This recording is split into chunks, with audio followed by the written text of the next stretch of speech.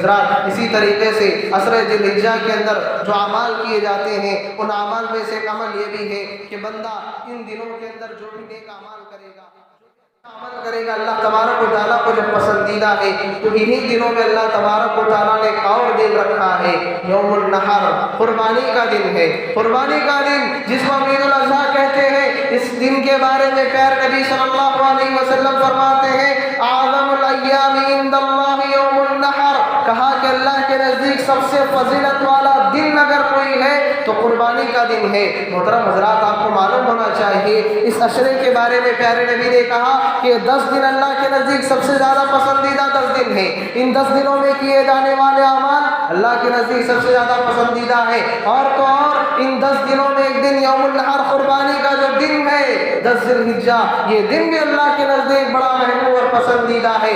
بلکہ کہا سارے کے سارے 365 دنوں کے اندر اللہ تبارک و تعالیٰ کے نزدیک سب سے پسندیدہ دن اگر کوئی ہے تو یوم النحر ہے، قربانی کا دن ہے۔ جب انسان اپنے جانور کو اللہ کے سامنے ذبح کرتا ہے، جب انسان اپنے اللہ تبارک و تعالیٰ کے سامنے اپنی خواہشات کا گلا گھونٹنے کی اللہ سے وعدہ کرتا ہے، پیارے نبی فرماتے ہیں یہ دن اللہ کے نزدیک بڑا پسندیدہ اور بڑا اہم دن ہے۔ محترم حضرات، میں نے جیسا کہ آپ لوگوں کو بتایا کہ آج کے اس خطبے میں ہم 2 چیزوں پر بات کریں گے۔ سب سے پہلے عشر ذی الحجہ کے بارے میں، اس کی فضیلت کے تعلق سے ہم نے بات کی۔ دوسری بات جو آج ہمیں کرنی ہے، قربانی کے بعد اہم مسائل۔ محترم حضرات، اس 10 دنوں کے اندر جو بندہ نیک اعمال کرتا ہے انہی اعمال میں سے عمل قربانی ہے۔ قربانی ہے اللہ تبارک و تعالیٰ کے راستے میں انسان اپنا نذرانہ پیش کرتا ہے، اللہ تبارک و تعالیٰ کے دربار میں انسان اپنا حقیر سا تحفہ اللہ تبارک و تعالیٰ کے لیے نذرانہ پیش کرتا ہے، اللہ کے لیے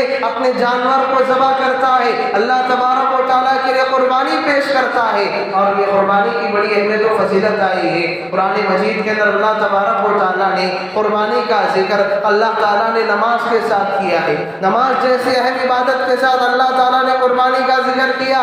پیارے نبی کو کہا گیا اِنَّا أَعْطَيْنَاكَ الْكَوْثَرَ، کہا اے نبی ہم نے آپ کو بہت زیادہ بھلائیاں عطا کی ہیں، خیر کثیر آپ کو دیا ہے، آپ کو بہت ساری دنیا کی اچھائیاں عطا کی گئی ہیں۔ اب کیا کیجئے، فَصَلِّ لِرَبِّكَ وَانْحَرْ، اے نبی نماز پڑھیے اپنے رب کے لیے، اپنے رب کے لیے نماز ادا کیجئے، وَانْحَرْ، اور اپنے رب کے لیے قربانی کیجئے، اپنے رب کے لیے اپنے قربانی کا نذرانہ پیش کیجئے۔ پتہ چلا نماز کے ساتھ قربانی کا ذکر کرنا اس بات کی دلیل ہے کہ جس طرح نماز ایک عظیم عبادت ہے، اسی طرح قربانی بھی اللہ تعالیٰ کے نزدیک عظیم اور پسندیدہ عبادت ہے۔ ایک دوسرے مقام پر پیارے نبی سے کہلوایا گیا قُلْ إِنَّ صَلَاتِي وَنُسُكِي وَمَحْيَايَ وَمَمَاتِي لِلَّهِ رَبِّ الْعَالَمِينَ، اے نبی کہہ دیجئے میری نماز، اس کے فوراً بعد کہا گیا وَنُسُكِي، میری قربانی میں جو ذبح کرتا ہوں، اور میری زندگی میری موت ساری کی ساری اللہ تبارک و تعالیٰ کے لیے ہے۔ پتہ چلا قربانی کی عبادت بڑی اہم عبادت ہے۔ محترم حضرات، قربانی کے تعلق سے آج ہم بات کریں گے، کچھ مسائل ہم معلوم کریں گے۔ سب سے پہلی بات تو یہ ہے کہ قربانی سنت موقدہ ہے۔ سنت موقدہ یعنی اللہ کے نبی کی وہ سنت ہے جس کو نبی صلی اللہ علیہ وسلم نے اپنی زندگی میں کبھی چھوڑا نہیں، آپ پابندی کے ساتھ اس سنت پر عمل کرتے تھے۔ پیارے نبی صلی اللہ علیہ وسلم نے نہ صرف اپنی جانب سے قربانی دی، آپ نے ایک مرتبہ ایک جانور ذبح کرتے ہوئے دعا پڑھی اللہم ھذا عنی وعمن لم یضحی من امتی، کہا اے اللہ اس جانور کو میری جانب سے اور میری امت کے ان لوگوں کی جانب سے قبول فرما لے جن لوگوں کے پاس قربانی کی استطاعت نہیں ہے، جو قربانی کرنے کی طاقت نہیں رکھتے۔ پیارے نبی ہر سال آپ صلی اللہ علیہ وسلم جانور ذبح کرتے تھے، یہاں تک کہ حج کا جب موقع آیا، پیارے نبی جب حج پر گئے ہوئے تھے، پیارے نبی صلی اللہ علیہ وسلم نے 100 جانور ذبح کیے۔ 100 جانور پیارے نبی صلی اللہ علیہ وسلم نے اللہ کے راستے میں قربانی دی، جن میں سے 63 جانور، 60 پر 3 جانور خود پیارے نبی صلی اللہ علیہ وسلم نے اپنے دست مبارک سے ذبح کیے، اور باقی 30 پر 37 جانور آپ صلی اللہ علیہ وسلم نے حضرت علی کو ذبح کرنے کا حکم دیا۔ محترم حضرات، پتہ چلا کہ قربانی ایک عظیم عبادت ہے۔ بندے کو جہاں تک ہو سکے اس عبادت کو انجام دینے کی کوشش کرنا ہے۔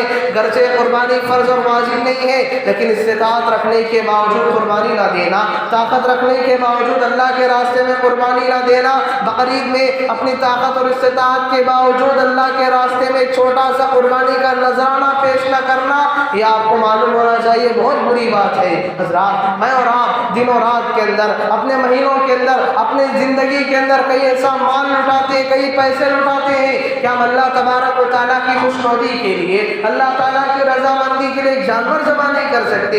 اور اسلام نے، شریعت نے یہ آسانی بھی پیدا کی، اگر آپ ایک جانور ذبح نہیں کر سکتے، آپ کے نزدیک آپ کی استطاعت نہیں ہے کہ آپ ایک جانور ذبح کریں، اسلام آپ کو اس بات کی اجازت دیتا ہے کہ آپ کسی جانور، گائے ہو یا اونٹ ہو، اس کے اندر آپ حصہ مل جائے، آپ اس کے اندر حصہ مل جائے، اور حصہ، ایک حصہ آپ کے ایک جانور کے برابر ہو جائے گا۔ اور ایک بات یہ بھی معلوم ہوتی ہے قربانی کے تعلق سے کہ قربانی ایک آدمی کی طرف سے ایک یہ ضروری نہیں ہے، بلکہ اگر ایک گھر کی جانب سے اگر ایک جانور دے دیا جائے، گھر کی جانب سے اگر ایک حصہ دے دیا جائے تو کافی ہے۔ ابو ایوب انصاری رضی اللہ عنہ فرماتے ہیں پیارے نبی صلی اللہ علیہ وسلم کے زمانے میں ہم لوگ ایک گھر کی جانب سے ایک بکری ذبح کر دیا کرتے تھے، تو پتہ چلا کہ ایک جانور ایک گھر والوں کی طرف سے کافی ہے، چاہے گھر میں رہنے والے افراد کی تعداد کتنی ہو، چاہے گھر میں رہنے والے 50 ہو 100 ہو، لیکن ایک بات یاد رکھیں، گھر میں رہنے والے صاحب حیثیت ہیں،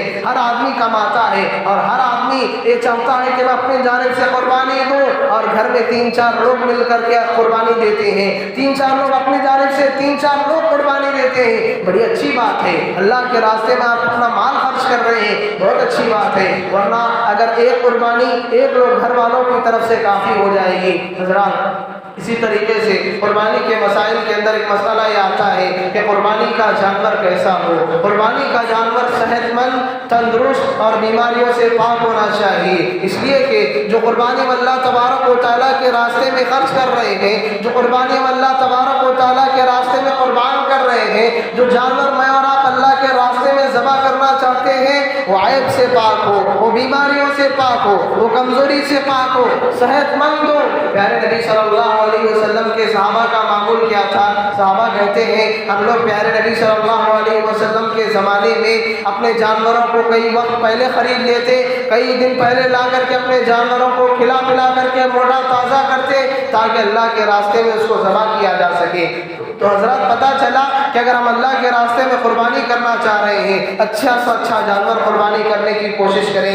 یہ غلط ہے، یہ بات غلط ہے کہ ہم لوگ قربانی تو کر رہے ہیں لیکن ہم لوگ پیسے بچانے کے لیے سوچتے ہیں کوئی معمولی سا دبلا پتلا جانور چل جائے گا۔ غلط بات ہے، آپ اللہ کے راستے میں دے رہے ہیں، اللہ کے راستے میں قربانی کر رہے ہیں، جہاں تک ہو سکے اچھا سا اچھا جانور اللہ کے راستے میں قربانی کرنے کی کوشش کریں۔ اور آپ کو ایک بات بتاتا چلوں، قربانی کے جانور کے اندر 4 عیب اگر ہو تو وہ قربانی کے لیے قابل نہیں ہے۔ 4 عیب کسی جانور کے اندر آ جائیں، 4 اگر کسی جانور کے اندر کمی پائی جائے، وہ جانور قربانی کے لائق نہیں ہو سکتا۔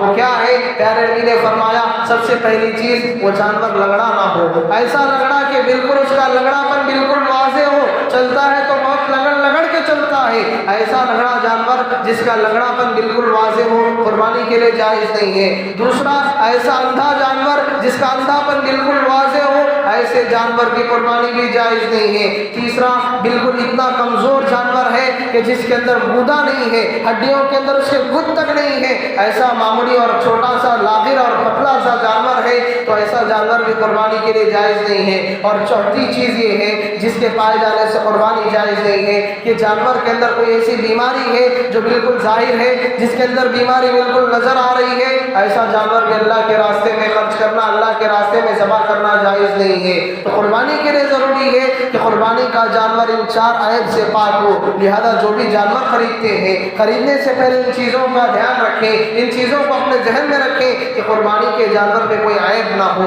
کوئی کمی نہ ہو، اللہ کے راستے میں ہم اس کو ذبح کرنے جا رہے ہیں، وہ سارے عیب سے وہ جانور پاک ہو۔ حضرات، اسی طریقے سے قربانی کے جانور کے تعلق سے ایک بات یہ ہے کہ قربانی کا جو جانور ہو وہ دانتا ہو، یعنی اس کے دانت، دودھ کے دانت جا کر کے نئے دانت اس کے آ چکے ہوں، اس کے دودھ کے دانت، پیدائشی دانت جا کر کے دوسرے دانت اس جانور کے آ सके हो। और और इस ताल्लुक से उलमा इकराम बयान करते हैं कि आम अलग हर जानवर का अपने अपने हिसाब से उसकी उम्र अलग होती है दांत बदलने की, तो लिहाजा ऊँट 5 साल की उम्र में अपने दांत बदलता है, तो ऊँट जो कुर्बानी के लिए आप दे रहे हैं वो 5 साल से छोटा ना हो। और इसी तरीके से गाय या बैल के बारे में कहा कि 2 साल की उम्र में अपने दांत बदलता है, तो 2 साल से छोटा जानवर गाय और बैल में से कुर्बानी के लिए जायज़ नहीं हो सकता। और तीसरा बकरा वगैरह है, इस ताल्लुक से 1 साल की बात उलमा ने कही है कि 1 साल से कम जानवर अगर बकरा है तो उसकी कुर्बानी दुरुस्त नहीं हो सकती, क्योंकि उमूमन ये सारे जानवर इन उम्रों के अंदर अपने दांत बदलते हैं, इनके दूध के दांत जा करके दूसरे दांत आते हैं। हज़रात, इसी तरीके से कुर्बानी के मसाइल की जब बात आई है तो एक मसला ये भी है कि कुर्बानी क्या मैयत की तरफ से कुर्बानी दी जा सकती है। अक्सर लोग आकर सवाल करते हैं, अक्सर लोगों के जहनों में मसला पैदा होता है कि हमारे घर वाले, हमारे रिश्तेदार, हमारे माँ बाप, हमारे जो भी रिश्तेदार गुजर चुके हैं, क्या उनकी जानिब से कुर्बानी देना जायज़ है क्या। हज़रात, इस ताल्लुक से एक बात अपने जहन में रखें कि मैयत की तरफ से कुर्बानी देना या न देना ये तो बात का मसला है। शरीयत ये कहती है, इस्लाम ये कहता है कि तुम अपने मुर्दों की जानिब से कसरत से सदका व खैरात किया करो, अपने मैयत की जानिब से ज़्यादा सदका व खैरात किया करो, उनकी जानिब से लोगों के दरमियान कुछ तकसीम करो, उनकी जानिब से कोई पानी का इंतज़ाम कर दो। तो शरीयत ये कहती है कि सदका व खैरात मैयत की जानिब से साल भर होना चाहिए, आप उसके लिए कोई वक्त मुतय्यन नहीं है। कुर्बानी के मसले में उलमा का इख्तिलाफ है। अक्सर उलमा बाज़ उलमा इस बात की तरफ गए हैं कि मैयत की तरफ से कुर्बानी दी जा सकती है।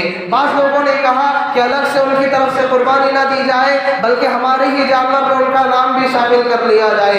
बाज़ उलमा ने कहा कि मैयत की तरफ से कुर्बानी देना ये दुरुस्त नहीं है। अलगर्ज़ इख्तिलाफ में पड़े बगैर बेहतर बात यह है कि अगर आप अपने मैयत की जानिब से कुछ करना चाहते हैं, आम सदक़ात कीजिए, आम चीज़ें उनके ताल्लुक़ से कीजिए। कुर्बानी के इस मसले में इख्तिलाफ होने की वजह से इससे बचना बेहतर है, वरना अगर कोई करता है तो जायज़ है, इसके अंदर कोई बुरी बात नहीं है। अपने मैयत की तरफ से भी आप कुर्बानी कर सकते हैं, लेकिन चूँकि उलमा का इख्तिलाफ है, अगर इससे हम दूर रहें, इख्तिलाफ से बचते हुए काम करें तो बेहतर है। हज़रात, एक सवाल ये भी आता है कि क्या औरत जानवर ज़बह कर सकती है? क्या औरत जानवर ज़बह कर सकती है? इसका जवाब ये है कि हाँ, बिल्कुल औरत भी जानवर ज़बह कर सकती है। औरत के जानवर ज़बह करने में कोई दिक्कत की बात नहीं है, कोई परेशानी की बात नहीं है, औरत भी कुर्बानी का जानवर ज़बह कर सकती है। इसी तरीके से एक और बात यह है कुर्बानी के ताल्लुक से कि कुर्बानी के गोश्त को आमतौर से 3 हिस्सों में तकसीम करने को ज़रूरी समझा जाता है। याद रखें, कुर्बानी के गोश्त को 3 हिस्सों में तकसीम करना है कोई वाजिब और ज़रूरी चीज़ नहीं है। अगर कोई करते हैं तो ठीक है, ये कोई गुनाह की बात भी नहीं है, लेकिन ज़रूरी नहीं है कि आप 3 हिस्से बराबर नाप कर तोल करके अलग करें और उसको एक हिस्सा अपने लिए निकालें। नहीं, आप चाहें तो ज़्यादा से ज़्यादा खर्च करें, आप चाहें तो अपने जानवर का अक्सर हिस्सा लोगों में खर्च करके थोड़ा सा बचा करके अपने पास रख लें, या ज़्यादा रख करके थोड़ा खर्च करें। अब आपके सवाब की नीयत पर है। शरीयत ने 3 हिस्से बनाने को लाजमी करार नहीं दिया है। हाँ, अगर आप बना करके अपनी सहूलत के लिए, एक रिश्तेदारों को खिलाने के लिए, एक गरीबों में तकसीम के लिए, एक अपने घर वालों के लिए रख लेते हैं, इसमें कोई कबाहत की बात और बुरी बात भी नहीं है, लेकिन इसको ज़रूरी समझ लेना, 3 हिस्सों को बराबर बराबर बांटने को लाजमी करार देना, ये भी दुरुस्त बात नहीं है। हज़रात, इसी तरीके से कुर्बानी के ताल्लुक से बात यह है कि कुर्बानी के जानवर का जो चमड़ा होता है, उस ताल्लुक से क्या आप उसको उजरत के तौर पर कसाब को नहीं दे सकते। गोश्त काटने के लिए जो आपके पास आदमी आता है, आप उसको उजरत के तौर पर, उसकी कीमत के तौर पर उसको चमड़ा नहीं दे सकते। आप हो सका अगर आप उसका इस्तेमाल कर सकते हैं तो आप उस चमड़े का खुद इस्तेमाल करें, या फिर कहीं पर उमूर खैर के अंदर उस चमड़े को खर्च कर दें। मसाजिद, मदारिस, जहाँ भी इसका इंतजाम किया जाता है, आप वहाँ तक अपने चमड़े को पहुँचाने की कोशिश करें। कुर्बानी के जानवर के ताल्लुक से एक और बात यह है कि कुर्बानी के जानवर को जब आप लाते हैं तो उसके गले में हार डालना, उसके गले में कोई घंटी बांध देना, तो उसके गले में कोई हार या कोई चीज़ बांध करके ये साबित करना कि कुर्बानी का जानवर है, दुरुस्त नहीं है, गलत बात है। क्या कुर्बानी के जानवर को हार डाल करके کے یا اس کے ایسی کوئی نشانی لگا کر کے آپ محلہ سارا گھماتے ہیں، دکھاتے ہیں کہ میرا قربانی کا جانور ہے، غلط بات ہے۔ آپ قربانی کر رہے ہیں، اللہ کے لیے کر رہے ہیں، لوگوں کو دکھانے کی آپ کو ضرورت نہیں ہے۔ حضرات یہ چند مسائل سے قربانی کے تعلق سے ایک اور اہم بات یہ ہے کہ جو حضرات قربانی کرنا چاہتے ہیں ان کے بارے میں کہا گیا کہ جو بندہ قربانی کرنا چاہتا ہے وہ چاند دیکھنے کے بعد، ذی الحجہ کا چاند دیکھنے کے بعد اپنے ناخن اور بال نہ کاٹے،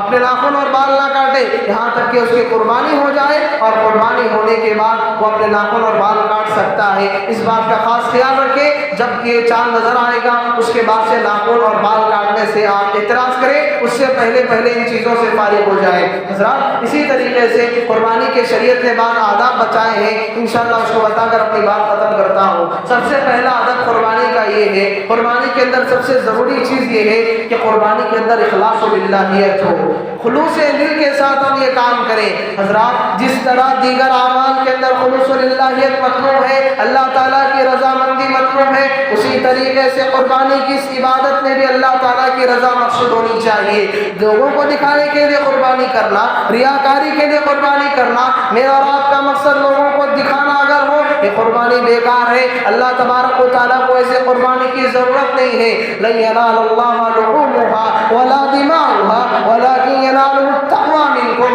نہ اللہ کو تمہارے قربانی کا گوشت پہنچتا ہے نہ تمہارا خون پہنچتا ہے، اللہ کو تمہارے دلوں کا تقوی، تمہارا خلوص، تمہاری للہیت، تمہارے اندر کتنا اخلاص ہے، یہ اللہ تبارک و تعالیٰ دیکھنا چاہتا ہے۔ تو حضرات ایسا ہوتا ہے کہ اکثر لوگ قربانی کے مواقع میں اپنے آپ کو اس برائی سے بچانے سے مشکل میں پڑ جاتے ہیں کہ ریاکاری سے بچنا ان کے لیے مشکل ہو جاتا ہے۔ ہر آدمی لوگوں کے سامنے دکھاوا کرنے کی اس کے اندر خواہش پیدا ہوتی ہے کہ میرا جانور اتنے روپے کا ہے، میرا جانور تیرے جانور سے بڑا ہے، میرا جانور تیرے جانور سے زیادہ ہٹا کٹا ہے۔ یہ سب غلط بات ہے۔ شیطان انسان کو نیکی کے راستے سے بھی بھٹکاتا ہے، وہ یہی کہ انسان کو آ کر کے ریاکاری کے جذبات اس کے دل میں پیدا کرتا ہے۔ تیرا جانور تو بڑا بھاری جانور ہے، لوگوں کے سامنے دکھا، لوگ تعریف کریں گے، لوگ تجھے اچھا مالدار کہیں گے، اور یہ آدمی شیطان کی باتوں میں آ کر لوگوں کو دکھاتا ہے، محلہ میں اپنے جانور کو گھماتا ہے، اپنی قیمت کا فخر کے ساتھ اعلان کرتا ہے۔ اس سے آدمی کی قربانی بیکار ہو جاتی ہے۔ آپ اللہ کے راستے میں کتنا بڑا جانور کیوں نہ ذبح کر لیں، آپ کے دل میں خلوص للہیت نہیں ہے، اللہ کی رضامندی نہیں ہے، لوگوں کو دکھانا مقصود ہے، بیکار ہے آپ کی قربانی، بیکار ہے وہ آپ کا جانور جو آپ اللہ کے راستے میں ذبح کرتے ہیں، لیکن اللہ کی خوشنودی کے لیے نہیں بلکہ لوگوں کو دکھاوے کے لیے خرچ کرتے ہیں، لوگوں کو دکھاوے کے لیے جانور ذبح کرتے ہیں، لوگوں کے دکھاوے کے لیے قربانی کا جانور لا کر کے دکھاتے ہیں۔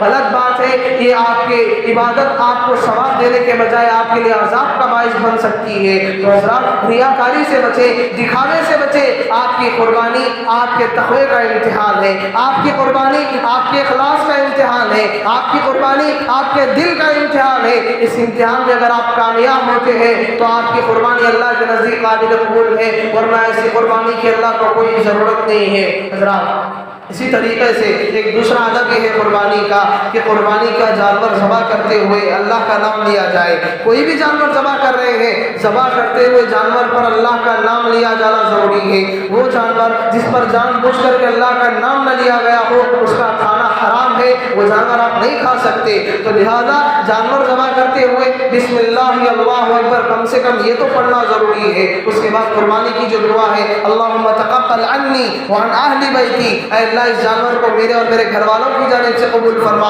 یا جو دے رہے ہیں ان کا نام بھی آپ ذکر کرنا چاہے تو کر سکتے ہیں۔ الغرض کم سے کم بسم اللہ اللہ اکبر یہ تو پڑھنا ضروری ہے، اللہ کے نام سے اپنے جانور کو ذبح کرنا ضروری ہے۔ ان سب مسائل کو اپنے ذہن میں رکھیں، اور جب آپ قربانی کریں گے تو ان کو اپنے ذہن میں رکھتے ہوئے عمل کرنے کی کوشش کریں کہ بسم اللہ اللہ اکبر کہہ کر اپنے جانور کو ذبح کریں۔ ایک تیسرا ادب قربانی کا یہ ہے کہ قربانی کے جانور کو تکلیف دینے سے بچیں۔ حضرات وہ جانور ہے تو کیا، وہ ایک حیوان ہے تو کیا، لیکن اللہ تبارک و تعالیٰ نے اسلام نے یہ تعلیم دی ہے کہ جانوروں کو بھی تکلیف نہ دو، وہ اللہ کے راستے میں ذبح ہونے والا ہے، اس کو تکلیف نہ دو۔ تکلیف کیسے ہوگی؟ کہا گیا کہ جانوروں کو تکلیف اس لیے ہوتی ہے، آپ جانور کو کھڑا کیے ہیں، اس کے سامنے چھری تیز کر رہے ہیں، جانور کے اندر اتنا شور اور اتنی عقل تو اللہ نے دی ہے کہ وہ چھری دیکھ کر کے سمجھ جاتا ہے میرے کٹنے کا وقت آیا ہے۔ تکلیف ہوتی ہے اس کے دل میں، اس کو اپنی تکلیف کا احساس شروع ہو جاتا ہے۔ کہا کہ جانور کے سامنے کبھی اپنی چھری کو تیز مت کرو۔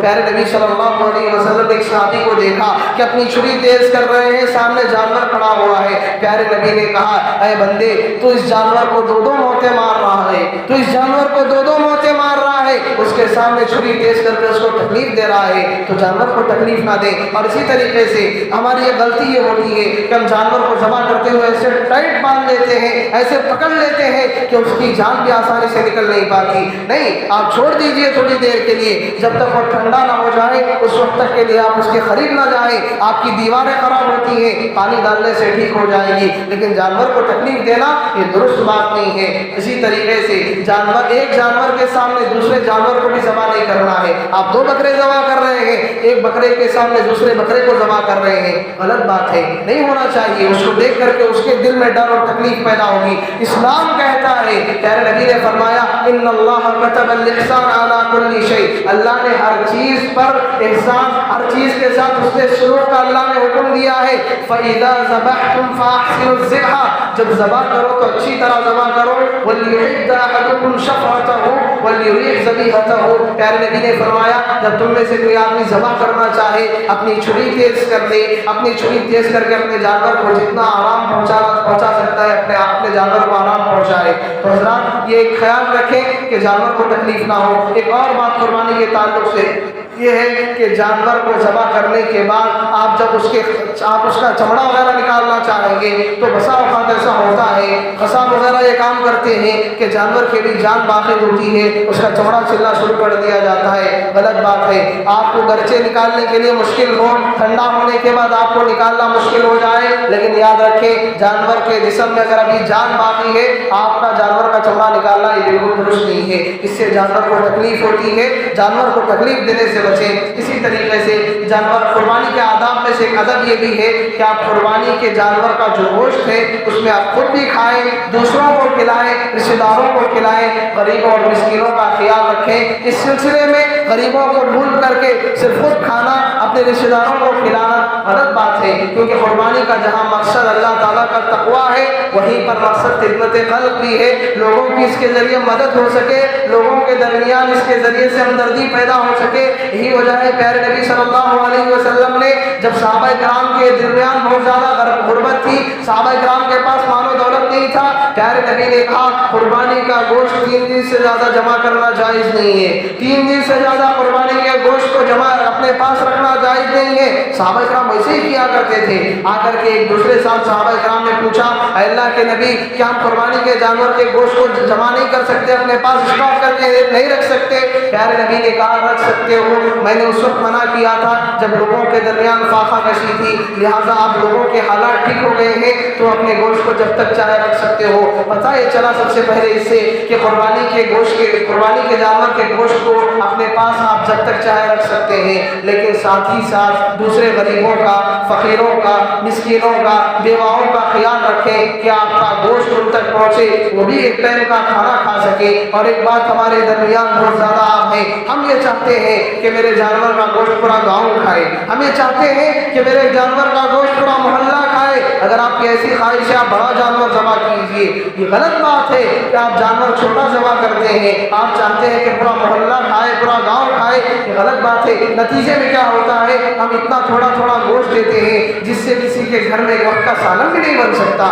غلط بات ہے۔ آپ زیادہ سے زیادہ کم لوگوں کو دیں لیکن اچھی طریقے سے دیں تاکہ لینے والا بھی لے کر کے ایک وقت کا سالن بنا کے کھا سکے۔ تو ضرورت اس بات کی ہے کہ قربانی کے احکام و مسائل کو اپنے ذہن میں رکھیں، اور قربانی کی استطاعت ہے تو ضرور قربانی کریں۔ آپ جانور نہ دے سکتے ہو حصہ ملنے کی کوشش کریں، گائے میں یا اونٹ یا جو بھی ہمارے پاس دستیاب ہے اس کے اندر حصہ لے کر کے جہاں تک ہو سکے قربانی کرنے کی کوشش کریں۔ دعا رب العالمین سے کہ اللہ ہم تمام لوگوں کو اس عشر ذی الحجہ کے اندر نیک اعمال کرنے کی توفیق دے، زیادہ سے زیادہ تکبیرات کہنے کی توفیق دے، زیادہ سے زیادہ ان دنوں کے اندر نیک اعمال کر کے اپنے آپ کو جہنم سے بچانے کی توفیق دے۔ اے اللہ قربانی کے احکام و مسائل جو ہم نے معلوم کیے ہیں ان کو ذہن میں رکھتے ہوئے قربانی کرنے کی توفیق دے، خلوص للہ کے ساتھ قربانی کرنے اور تیری رضامندی حاصل کرنے کی توفیق دے۔ اے اللہ دکھاوا، ریاکاری اور ایسی چیزوں سے ہم تمام کو دور رکھ، ہم تمام لوگوں کو صرف تیری خوشی اور تیری رضامندی کے لیے قربانی کرنے کی توفیق دے، آمین۔ اسأل اللہ السلامۃ والعافیہ۔ بارک اللہ لنا و لکم فی القرآن العظیم